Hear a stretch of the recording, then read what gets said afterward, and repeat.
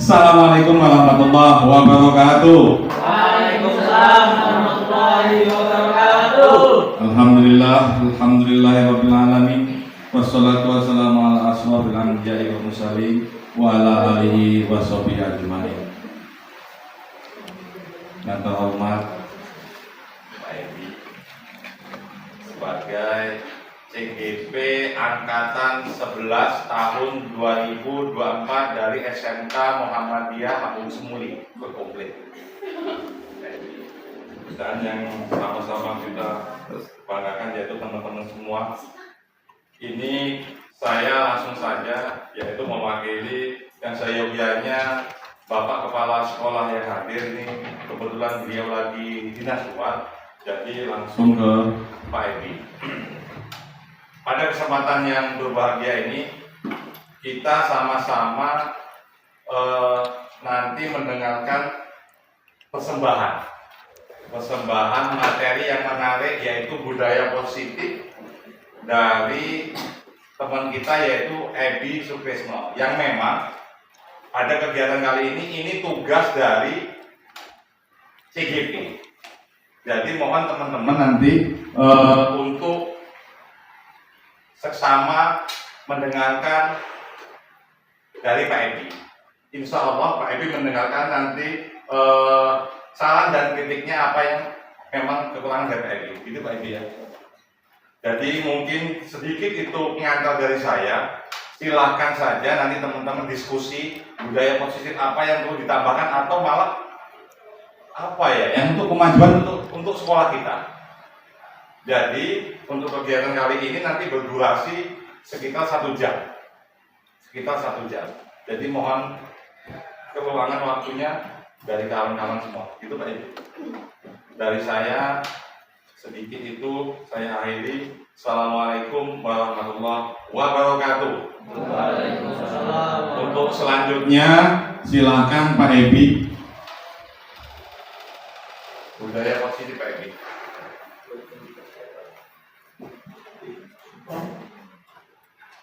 Pos. Action. Oke, assalamualaikum warahmatullahi wabarakatuh. Waalaikumsalam warahmatullahi wabarakatuh. Apa kabar Bapak Ibu guru hebat? Semoga terus semangat ya. Oke, ketika nanti saya katakan selamat pagi, Bapak Ibu boleh menjawab pagi dengan kami. Oke? Bisa diikuti ya? Selamat pagi. Pagi. Ya, pagi masih kurang semangat. Semangat pagi. Luar biasa. Bapak Ibu yang luar biasa. Pada kesempatan yang berbahagia ini, izinkan saya untuk menyampaikan atau menebarkan pemahaman tentang penerapan dan pengalaman budaya positif. Oke, sebelum itu untuk ice breaking sedikit, boleh ya? Boleh. Agar menurutnya aura-aura budaya positif dalam diri kita, boleh Bapak Ibu berhadapan kanan kirinya. Kita nama gamenya adalah 30 detik tersenyum. Silakan tatap teman yang ada di samping kanan kiri. Ini nama gamenya senyum selama 30 detik. Ya, silakan mulai tatap. Sama budaya itu sendirian sama budaya Gimana? Ekspresi kawannya lucu nggak? Apa biasa saja? Agak menjengkelkan apa? Oke, terima kasih. Itu ekspresi tentang senyum 30 detik di. Baik, Bapak Guru, Ibu Guru hebat. Sebelum kita masuk ke budaya positif, sebelumnya kita ada yang namanya sebuah pendidikan. Jadi saya ingin menyampaikan tujuan pendidikan menurut Ki Hajar Dewantara. Itu yang telah dipelajari bahwasanya tujuannya adalah untuk menuntun anak atau murid atau siswa untuk agar mereka dapat mencapai kebahagiaan dan keselamatan yang setinggi-tingginya, agar bisa menjadi sebagai manusia dan juga bisa menjadi sebagai anggota masyarakat. Baik Bapak Ibu guru hebat, sebelum kita memasuki sedikit materi tentang budaya positif, apakah ada yang tahu tentang budaya positif? Boleh, jika ada yang tahu, boleh angkat tangan. Ya, silakan. Budaya positif adalah suatu kebiasaan yang dilakukan dan berdampak positif. Baik, luar biasa. Boleh hapus untuk Ibu Siva. Ada lagi yang lain tentang budaya positif? Boleh? Oh, silakan Ibu yang di belakang. Ibu Yani, silakan Bu. Budaya positif merupakan nilai-nilai keyakinan, kebiasaan di sekolah yang berpihak pada. Oke, luar biasa. Boleh hapus untuk Yani. Yang bapak-bapaknya ada perwakilan satu? Boleh? Tidak ada? Oke. Luar biasa jawabannya ya, Ibu-ibu ya. Jadi benar sekali yang telah dijawab oleh Ibu Yani dan Bu Siva bahwasanya budaya positif adalah merupakan nilai-nilai atau keyakinan-keyakinan atau kebiasaan-kebiasaan di sekolah yang tentunya berpihak pada murid. Kemudian ya, pada budaya positif ini ada 8 materi atau 8 konsep yang ingin saya sampaikan, yaitu yang pertama ada perubahan paradigma belajar, kemudian ada disiplin positif, kemudian ada nilai-nilai kebajikan, kemudian ada kebutuhan dasar manusia, motivasi perilaku manusia, posisi kontrol guru, keyakinan kelas, dan segitiga restitusi. Baik, yang pertama ada pembelajaran paradigma baru. Bapak Ibu guru hebat, pembelajaran dengan paradigma baru adalah merupakan pembelajaran yang dirancang berdasarkan prinsip pembelajaran berdiferensiasi. Tentunya sehingga para peserta didik belajar sesuai kebutuhannya berdasarkan tahap perkembangan sesuai teori psikologi modern untuk mewujudkan profil pelajar Pancasila. Profil pelajar Pancasila ini meliputi beberapa, yaitu yang pertama bintang atau beriman dan bertakwa kepada Tuhan Yang Maha Esa. Kemudian ada mandiri, ada bernalar kritis, kreatif, bergotong royong, dan berkebinekaan global. Baik, miskonsepsi tentang teori kontrol. Ilusi guru mengontrol murid, kemudian ada ilusi bahwa kritik dan pembuat bersalah akan menguatkan karakter, kemudian ada ilusi bahwa semua penguatan positif, efektif, dan bermanfaat, dan ilusi bahwa orang dewasa berhak memaksa. Ya, ilusi guru mengontrol murid. Pada dasarnya, kita tidak dapat memaksa bahwa murid untuk berbuat sesuatu jikalau murid tersebut memilih untuk tidak melakukan, walaupun tampaknya guru sedang mengontrol perilaku murid. Hal demikian terjadi karena murid sedang mengizinkan dirinya dikontrol. Saat itu bentuk kontrol guru menjadi kebutuhan dasar yang dipilih murid tersebut. Teori kontrol menyatakan bahwa semua perilaku memiliki tujuan, bahkan terhadap perilaku yang tidak disukai. Kemudian ada ilusi bahwa semua penguatan positif efektif dan bermanfaat. Ini maksudnya adalah bahwa penguatan positif atau bujukan adalah bentuk-bentuk kontrol segala usaha, kemudian untuk mempengaruhi murid agar mengulangi suatu perilaku tertentu. Dalam kata lain, penambahan hal positif untuk memperkuat perilaku.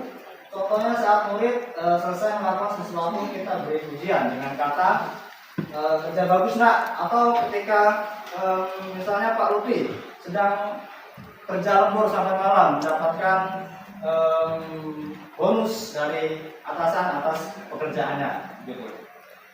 Kemudian ada ilusi bahwa kritik dan membuat orang merasa bersalah dapat menguatkan sebuah karakter.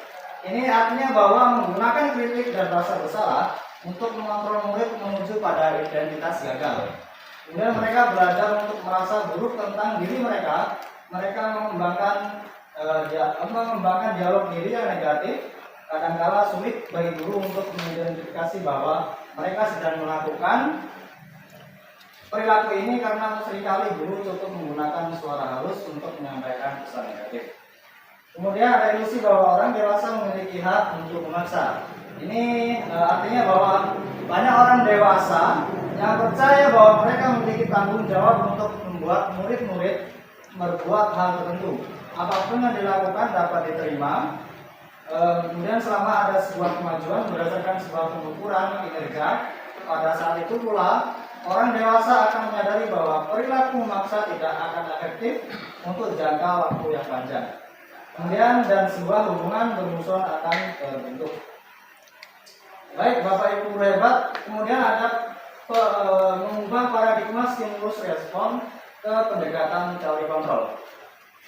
Misalnya pada stimulus respon, realitas kebutuhan kita sama. Jika diubah menjadi pendekatan teori kontrol, maka akan menjadi realitas kebutuhan kita berbeda. Kemudian contoh yang kedua, semua orang melihat hal yang sama. Jika diubah menjadi teori kontrol, ini setiap orang memiliki gambaran yang berbeda. Kemudian contoh yang ketiga, kita mencoba mengubah orang agar berpandangan sama dengan kita. Jika diubah menjadi teori kontrol, maka kita berusaha memahami pandangan orang lain tentang dunia dan contoh-contoh lainnya. Ya, kita masuk ke materi kedua, yaitu disiplin positif. Nah, sebelum kita membahas tentang disiplin positif, boleh dong Bapak Ibu Guru tentang pengetahuan dasar atau apa sih gambaran tentang disiplin positif? Boleh angkat tangan, silakan. Ya, silakan Pak Lutfi dulu, boleh. Disiplin positif adalah cara menerapkan sikap disiplin yang bertujuan untuk menumbuhkan kesadaran serta memberdayakan anak menjadi mandiri dalam melakukan sesuatu. Oke, sangat luar biasa dengan Pak Lutfi. Oke, boleh kasih aku Pak Lutfi. Tadi ada yang di depan, Ibu Karina, boleh silakan. Cara menerapkan sikap disiplin dengan bertujuan untuk membutuhkan kesadaran serta memberdayakan anak menjadi mandiri dalam melakukan sesuatu. Oke, luar biasa, panjang sekali ya Bu jawabannya. Ya, boleh kasih aku Bu Karina. Guru-guru SMK Muhammadiyah Musmuli luar biasa, hebat-hebat, juga cerdas. Terima kasih Ibu Bapak atas jawabannya. Ya, benar yang disampaikan oleh Pak Lutfi dan juga Bu Karina, bahwasanya disiplin positif adalah cara menerapkan sikap disiplin yang bertujuan untuk menumbuhkan kesadaran serta memberdayakan anak menjadi mandiri melakukan segala sesuatu, tentunya dengan perasaan yang ikhlas, tidak ada iming-iming, tidak ada imbalan, berdasarkan dari diri anak sendiri. Ya. Kemudian yang kedua ada sebagai pendidik. Tentu sebagai pendidik ini tujuan kita adalah menciptakan peserta didik yang memiliki disiplin diri sehingga mereka berperilaku mengacu pada nilai-nilai kebajikan universal dan memiliki motivasi intrinsik dalam perilaku ke arah yang lebih baik lagi. Kemudian peserta didik yang memiliki disiplin positif berarti mereka bisa bertanggung jawab terhadap apa yang dilakukannya serta mengetahui bagaimana cara mengontrol diri dan bagaimana menguasai diri karena mereka mendasarkan tindakan-tindakan mereka pada nilai kebajikan universal. Ya, ini ada contoh nilai-nilai kebijakan universal. Sebelumnya nilai kebijakan universal adalah nilai yang disepakati bersama dan tentunya tidak terlepas dari latar belakang, perbedaan agama, suku, ras, dan bangsa. Ini ada tujuan dari nilai kebijakan universal ini tentunya menciptakan profil pelajar Pancasila, yaitu yang pertama ada bintang, beriman dan takwa pada Tuhan Maha Esa.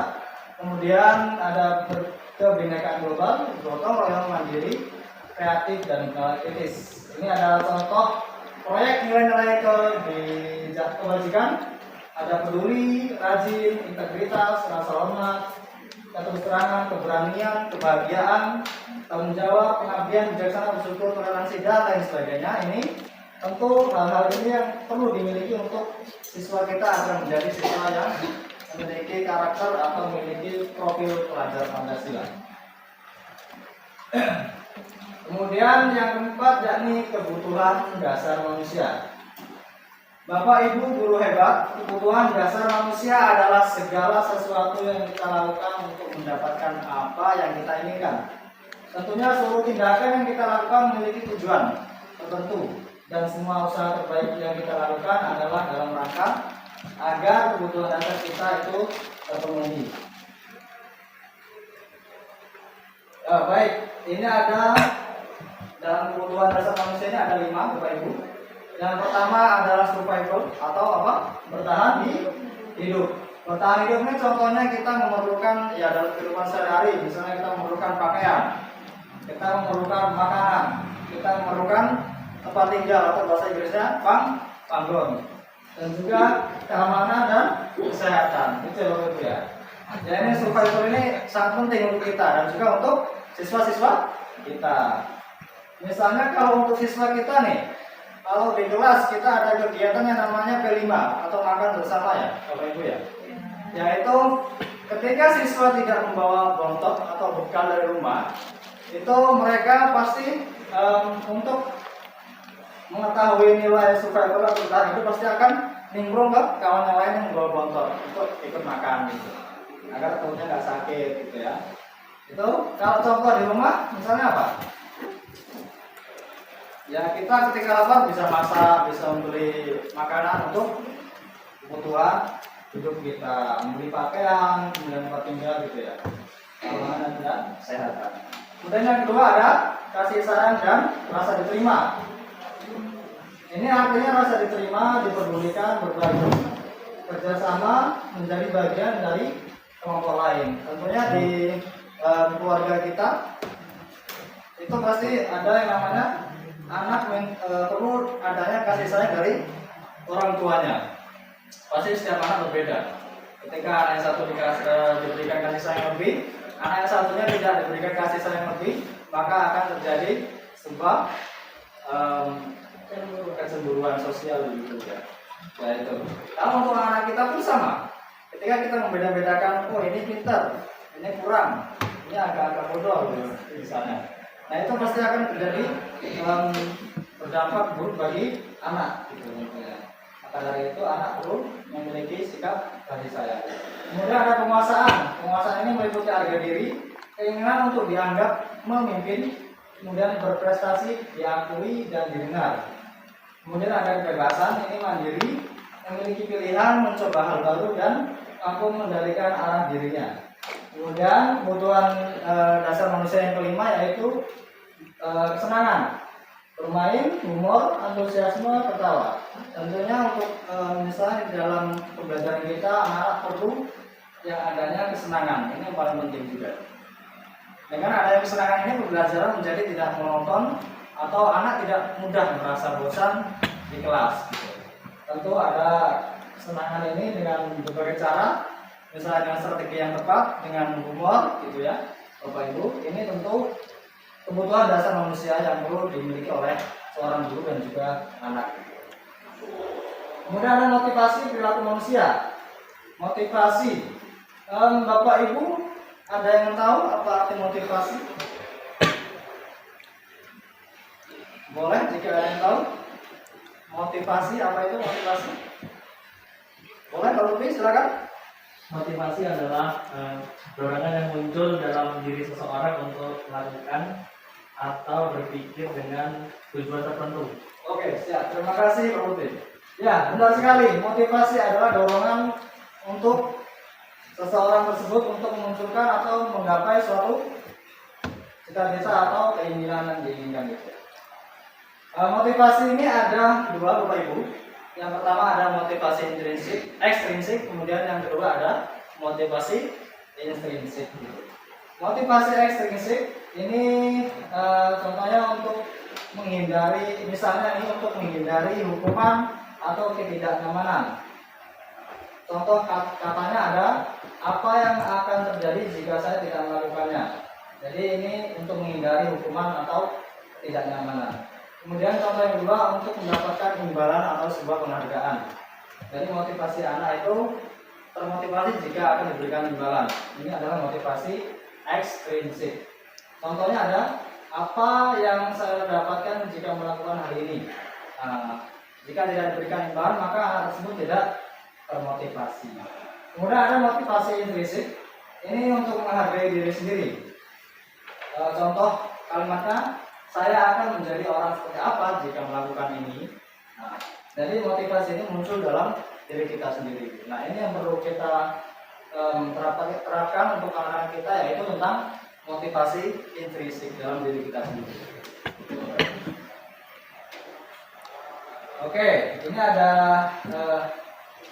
tindakan untuk menyelesaikan masalah. Ini ada hukuman, konsekuensi, dan restitusi. Hukuman ini bersifat tidak terencana atau tiba-tiba. Kemudian murid tidak tahu apa yang akan terjadi.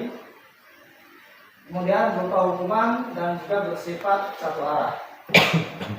Ini tentu kita mengalami 3 hal ini dalam pembelajaran atau dalam mengajar selama ini. Pernah juga melakukan hukuman, pernah melakukan konsekuensi. Konsekuensi ini rencana atau disepakati, murid dibuat tidak nyaman. Kemudian sikap guru, kita selalu memonitor murid. Kemudian yang paling penting yaitu yang perlu kita miliki adalah restitusi. Restitusi ini proses menciptakan kondisi bagi murid untuk memecahkan masalahnya. Proses berkolaborasi yang mengajarkan murid mencari solusi sendiri. Jadi ketika murid melakukan kesalahan, sudah seharusnya tidak kita hukum, dan juga sudah seharusnya tidak kita buat murid itu merasa tidak nyaman dengan kita. Dan kita seharusnya melakukan restitusi atau memberikan kolaborasi atau pemahaman kepada mereka bagaimana cara mereka menyelesaikan masalahnya sendiri, bertanggung jawab atas masalahnya sendiri yang telah diperbuat. Nah, yang ketujuh ada keyakinan kelas. Apa itu keyakinan kelas? Keyakinan kelas adalah kesepakatan bersama antara guru dan murid yang dibuat bersama-sama di kelas. Peraturan kan dibuat secara satu arah dan juga dan mudah dilanggar. Tapi ketika keyakinan kelas ini harus diterapkan di kelas dan juga disepakati antara guru dan siswa. Ini kalau keyakinan kelas ini bersifat positif bahasanya. Misalnya tidak membuat, kalau peraturan tidak membuang sampah sembarangan, maka jika di keyakinan kelas buanglah sampah pada tempatnya. Kalau peraturan kelas tidak ribut saat pembelajaran dimulai, kalau keyakinan kelasnya mengikuti pembelajaran dengan baik dan komponen lainnya masih baik. Ya, keyakinan kelas ini bersifat abstrak, kemudian berupa pernyataan universal dibuat dalam pertanyaan positif, sedikit saja agar mudah diingat, kemudian sesuai dengan kondisi kelas atau sekolah agar mudah diterapkan. Kemudian ada warga kelas, sekolah diikut sertakan dalam pembentukan keyakinan kelas. Nah, ini contohnya Bapak Ibu. Ada jujur, ada jaga kebersihan, toleransi, menghargai, dan disiplin. Nah, yang kedelapan yaitu segitiga restitusi. Ada yang tahu apa itu segitiga restitusi? Ya, jadi segitiga restitusi ini adalah suatu proses dialog yang dijalankan oleh guru agar dapat menghasilkan murid yang mandiri dan bertanggung jawab. Nah, ini yang penting kita lakukan Bapak Ibu. Jika murid mengalami sebuah masalah atau melanggar sesuatu, nah ini perlu dengan adanya tindakan 3 ini. Yang pertama, menstabilkan identitas, kemudian ada validasi tindakan yang salah, dan yang ketiga menanyakan keyakinan kelas yang sudah disepakati atau dibuat bersama guru dan murid tersebut itu. Nah, ini ada contoh katanya. Yang pertama, menstabilkan identitas. Ini contohnya, kamu tahu jika yang kamu lakukan adalah kesalahan. Tidak apa-apa berbuat salah, setiap manusia tentu pernah melakukan sebuah kesalahan. Kemudian ada, bukan kamu satu-satunya yang pernah melakukan kesalahan ini. Orang lain pun pasti pernah melakukan kesalahan. Ini adalah contoh menstabilkan identitas. Kemudian ada validasi tindakan yang salah. Ini contoh katanya adalah, kamu pasti punya alasan mengapa melakukan hal ini. Contoh lain, adakah cara efektif untuk mendapatkan apa yang kamu inginkan? Kemudian yang tahap ketiga yaitu menanyakan keyakinan kelas. Keyakinan kelas apa yang kamu langgar? Nah, seperti jujur, disiplin tadi. Kemudian bagaimana kamu memperbaikinya akan menjadi seperti apa kamu ke depannya. Jadi dengan pertanyaan-pertanyaan pemantik seperti ini, siswa tentu akan merasa bagaimana sih cara saya menyelesaikan masalah yang sudah saya perbuat. Bagaimana kamu memperbaikinya, tentu siswa akan berpikir gimana. Misalnya bangun kesiangan, bagaimana cara memperbaikinya, maka siswa akan menyetel alarm, meminta orang tua atau kakaknya atau adiknya untuk membangunkan agar tidak kesiangan. Kemudian contoh kasusnya nih, contoh kasus misalnya ini Yuda seorang murid kelas 11, Yuda seorang murid kelas 11 TKJ 1, dia tidak mengikuti kegiatan P5 karena buru-buru datang ke sekolah sehingga tidak membawa bekal untuk kegiatan P5 bersama teman-temannya. Nah, ini contoh sebuah masalah yang terjadi pada Yuda kelas 11 TKJ 1. Nah, tentu ini perlu kita lakukan dengan segitiga restitusi tadi, Bapak Ibu. Yang pertama, kita stabilkan identitas agar siswa merasa tidak terbebani atau tidak down atau tidak turun mentalnya ketika kita stabilkan identitasnya. Kemudian kita memvalidasi tindakan yang salah, kemudian menanyakan keyakinan kelas yang sudah dibuat itu tadi, agar siswa dapat bertanggung jawab atau menyelesaikan masalah atau mencari solusinya sendiri atas perbuatannya yang sudah dibuat. Nah, Bapak Ibu, sebelum saya sampaikan kesimpulan, boleh jika ada yang ingin ditanyakan, ya silakan Ibu Dian. Bismillahirrahmanirrahim. Assalamualaikum warahmatullahi wabarakatuh. Waalaikumsalam. Terima kasih untuk kesempatan bertanyanya Bapak Ibu.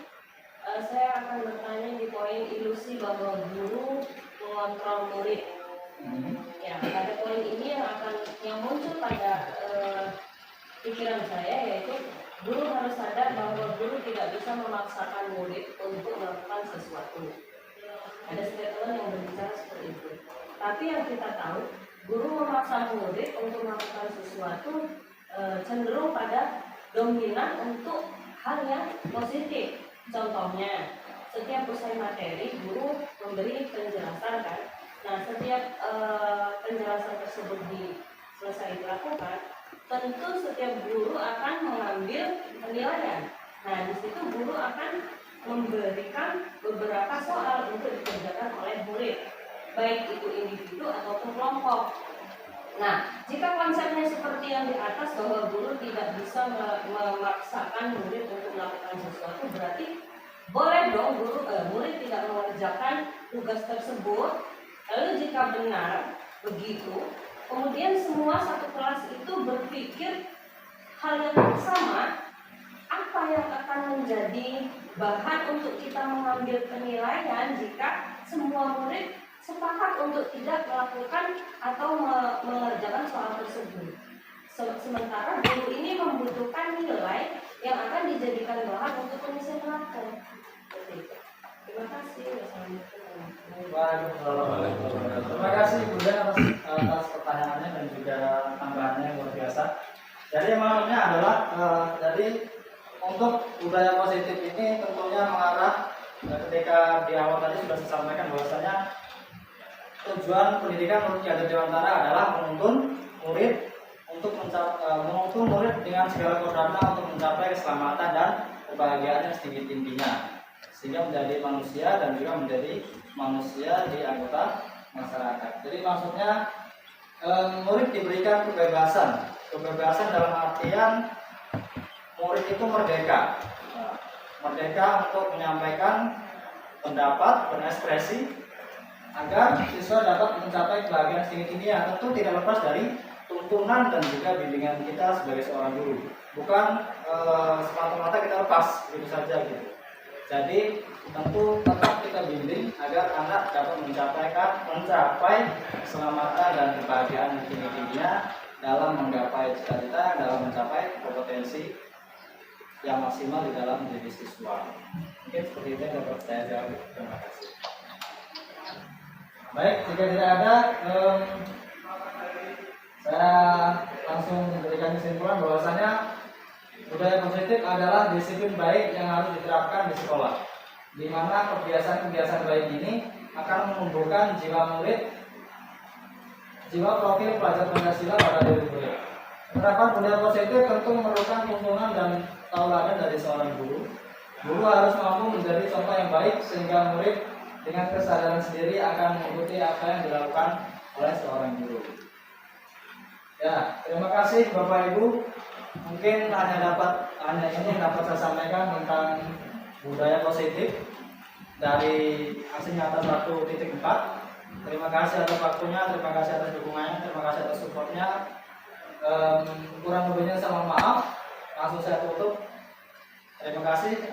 Bila bisa berhak, wassalamualaikum warahmatullahi wabarakatuh. Waalaikumsalam warahmatullahi wabarakatuh.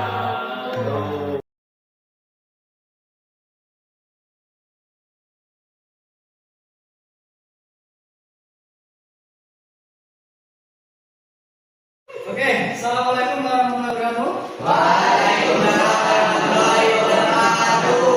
Apa kabar hari ini? Ya. Selamat pagi. Pagi. 3 kali lah. Selamat pagi. Pagi.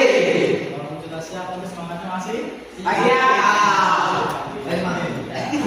Oke, teman-teman, anak yang hebat yang luar biasa. Hari ini kita akan membuat tentang keyakinan kelas. Apa itu keyakinan kelas? Ada yang tahu? Ya. Ya, kalau tidak tahu Bapak jelaskan sebentar ya. Ya. Jadi keyakinan kelas itu adalah kesepakatan yang kita sepakati bersama atau yang kita setujui bersama.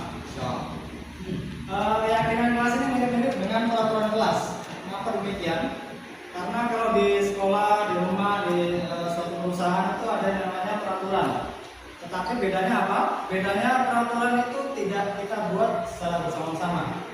Sedangkan keyakinan kelas adalah kita sepakati bersama-sama. Nah, keyakinan kelas itu kita sepakati bersama antara siswa dan guru atau kalian dan bapak, ya. Contohnya apa keyakinan kelas? Misalnya kalau peraturan nih, kalau di kelas dilarang membuang sampah sembarangan. Nah, kalau di keyakinan kelas itu kalimatnya lebih efektif, lebih singkat, dan lebih memiliki budaya positif, lebih positif bahasanya. Jadi kata tidak boleh membuang sampah sembarangan kita ubah menjadi keyakinan kelas menjadi apa? Buang sampah pada Tempatnya. Bisa juga jaga kebersihan. Gitu. Kemudian yang lain misalnya apa? Tidak mencontek ketika ujian. Nah, kita ubah menjadi keyakinan kelas apa? Bersikap jujur. Oke. Selain itu ada lagi contoh yang lain. Tidak membuat keributan di kelas. Keyakinan kelasnya apa? Efektif saat kalian sedang berlangsung belajar. Jadi kata-kata tidak jangan itu untuk di peraturan. Kalau untuk di keyakinan kelas itu diefektifkan bahasanya menjadi bahasa yang positif gitu ya. Oke, sampai sini paham ya? Oke, benar-benar luar biasa. Nah, setelah ini nanti Bapak minta teman-teman anak-anak yang hebat nanti menuliskan keyakinan kelas yang kalian sepakati. Masing-masing siswa nanti Bapak bagikan kertas, nanti bisa ditulis. Lalu nanti kita tempelkan di depan dan kita baca bersama-sama. Ya, baca nanti kalian mengikuti, gitu ya. Oke, Pak.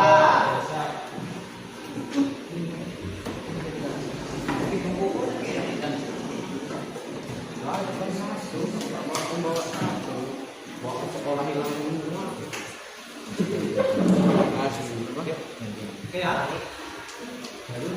Ini nanti bisa dibuat dari tuan.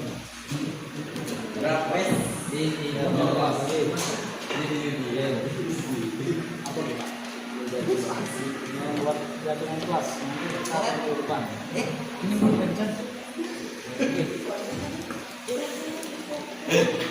Gimana sih? Boleh enggak?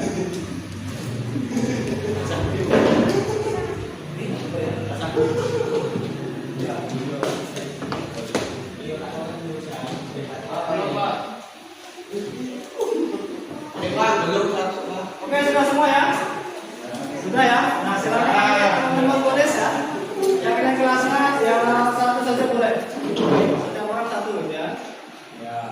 Ya,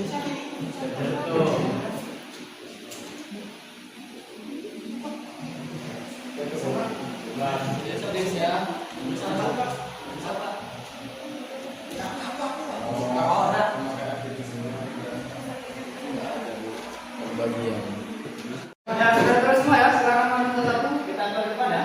Oke,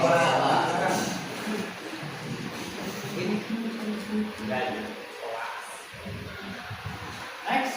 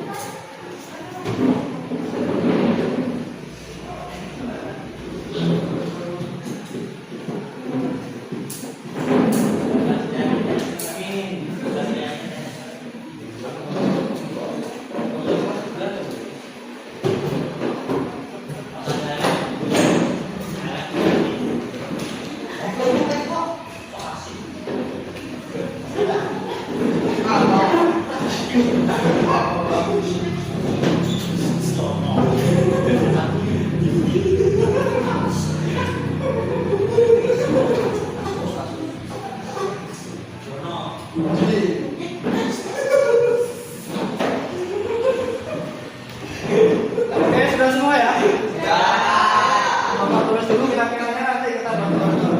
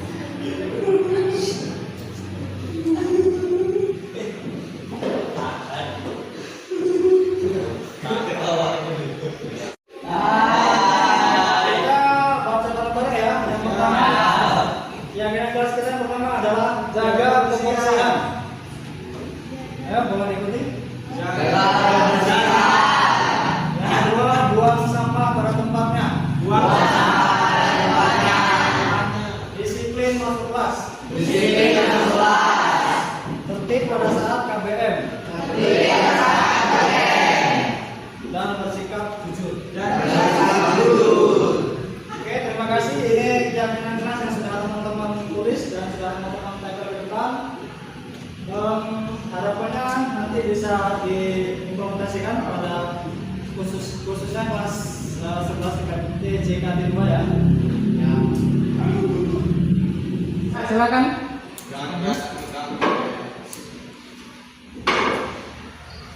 Ini boleh ambil selamat penangkapannya.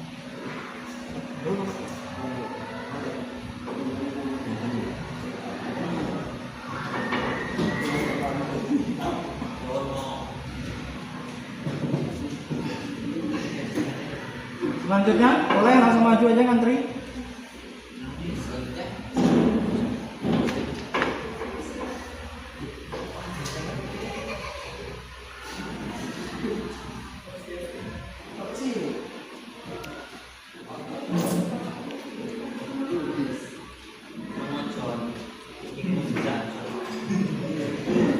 Yuk, lanjut.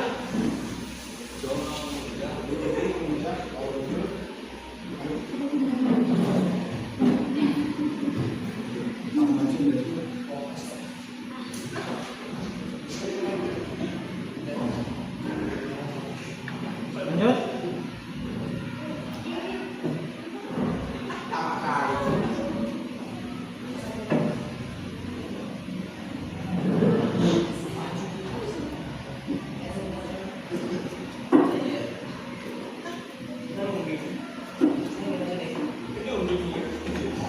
Lanjut.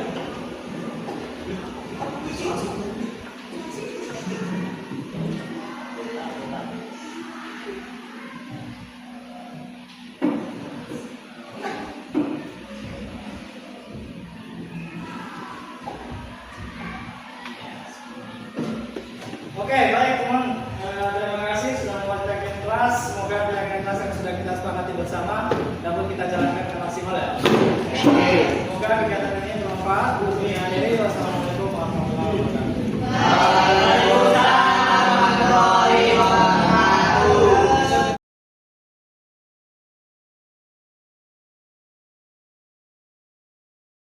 Assalamualaikum warahmatullahi wabarakatuh. Perkenalkan, nama saya Saskia Dewi Anjani dari 11 TJKT 2. Hari ini saya sangat senang sekali karena bisa belajar keyakinan kelas bersama teman-teman dan Pak Edi. Menurut saya, membuat keyakinan kelas itu sangat penting karena dengan adanya keyakinan kelas membuat saya lebih baik lagi. Terima kasih. Assalamualaikum warahmatullahi wabarakatuh. Waalaikumsalam warahmatullahi wabarakatuh. Perkenalkan, nama saya Eka Erlinda dari 10 TJKT 2. Hari ini saya merasa senang karena telah belajar membuat keyakinan kelas bersama teman-teman dan Pak Edi. Menurut saya keyakinan kelas sangat penting karena dengan membuat keyakinan kelas saya bisa disiplin. Terima kasih. Warahmatullahi wabarakatuh. Perkenalkan, nama saya Jack Kurniadin dari 11 TJKT 2. Hari ini saya sangat senang sekali bisa membuat keyakinan bersama teman-teman dan Bapak Edi. Menurut saya membuat keyakinan kelas sangat penting untuk membuat kita menjadi bertanggung jawab. Ya, terima kasih.